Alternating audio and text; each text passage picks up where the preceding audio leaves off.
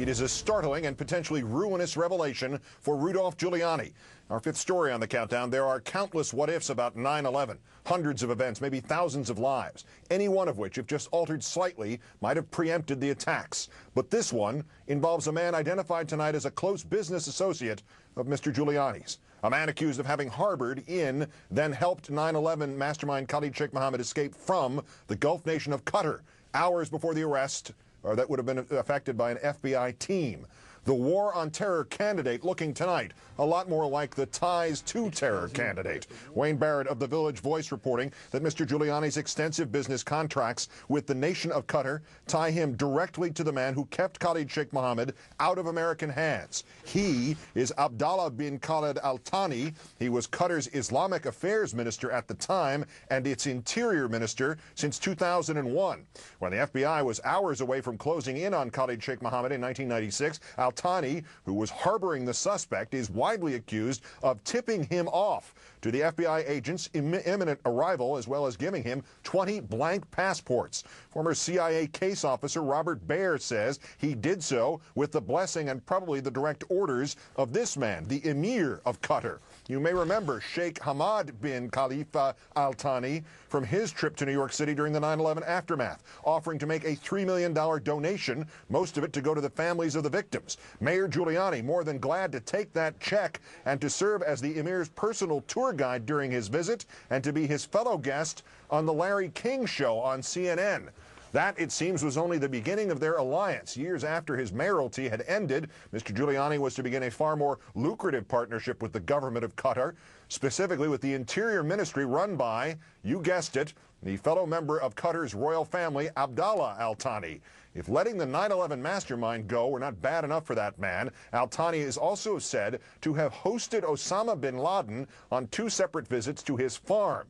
It is with this terrorist aider and abettor that Mr. Giuliani's security firm, a subsidiary of Giuliani Partners, has worked on an undisclosed number of contracts, reports The Village Voice, some of which Giuliani himself and his employees openly have acknowledged. Mr. Giuliani telling a South African newspaper in June 2006 that he, quote, recently helped Qatar to transform Doha in advance of the Asian Games, an Olympics-style competition that his firm oversaw security for last December. The Emir's special guest at that, Iranian President Mahmoud Ahmadinejad. Village Voice senior editor Wayne Barrett, who reported this, joins us now. He's also, of course, the author of Grand Illusion, the untold story of Rudy Giuliani and 9/11. Wayne, good evening.